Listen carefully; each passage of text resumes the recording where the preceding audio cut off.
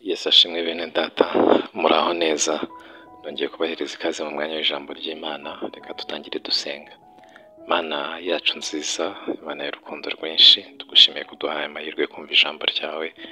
Nyemerera Mwuka wera aduhishurire icyo watugeneye ndetse anatushoboze gusohoza icyo dutumyeho Mwami. Tugusabye twizeye mu izina rya Yesu Kristo.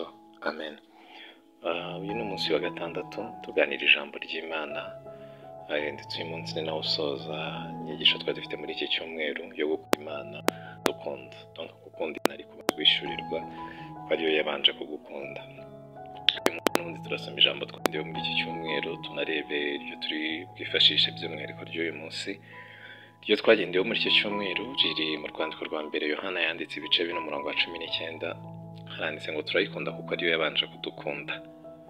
Hanyuma reka dusome no mu butumwa bwiza bwa Yesu Kristo bwanditswe na Yohana ibice 14:15. Handitse ngo nimunkunda muzitondera amategeko yanjye, Imana itugirire neza. Numva umurongo wa mbere uduhishuriye yuko Imana ariyo yabanje kudukunda, ariko natwe ntibyagarukira gutyo gusa mu kumenya ko yadukunze, ahubwo bituma natwe tuyikunda. Ariko Yohana byandika yabaye nk'utwibutsa kugira ngo tutazirata iby'urwo rukundo dukunda Imana, ko hari kuba yaratugiriye neza byatewe n'ibyiza twakoze cyangwa se n'urukundo twagaragaje ko tuyikunze. Oya, ahubwo niyo yabanje kudukunda, itugaragariza iby'urukundo rwayo tumaze kurwakira natwe turayikunda. Hanyuma rero uyu murongo wa kabiri udusobanurira icyerekana ko dukunda Imana. Yaravuze ngo nimunkunda muzitondera amategeko yanjye, Imana itugirire neza. Hari ibintu abantu bitiranya no gukunda Imana nyamara atari byo.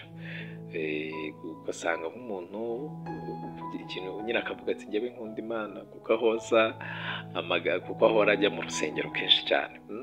Kujya mu rusengero kenshi iminsi yose ntabwo aricyo kigaragaza yuko dukunda Imana, nta nubwo aricyo kigaragaza rwose ko dukiranuka. Umuntu ashobora kujya mu rusengero kandi adakunda Imana, umuntu ashobora kuririmba cyane kandi adakunda Imana, umuntu ashobora kugira kuri stati akazajya ahoza amagambo y'Imana kandi adakunda Imana. Ibyo rwose ntabwo aribyo bigaragaza ko dukunda Imana. Ikintu cyerekana ko dukunda Imana ni uko twitondera amategeko yayo, Imana itugirire neza. Hari abantu bahora bakurikirana ibintu bya gospel, amakuru ya gospel bakaba bayazi, bakayashyira kuri stati zabo, bakaririmba cyane, bakamenya imirongo myinshi cyane yo muri Bibiliya, ariko nyamara badakunda Imana. Ikintu cyerekana yuko dukunda Imana ni uko twitondera amategeko yayo. Ikintu kizahamya yuko ukunda Imana koko ni uko witondera amategeko y'Imana. Bimwe byose yagusabye, bimwe ijambo ry'Imana rigusaba, ubisohoze nta na kimwe kivuyemo.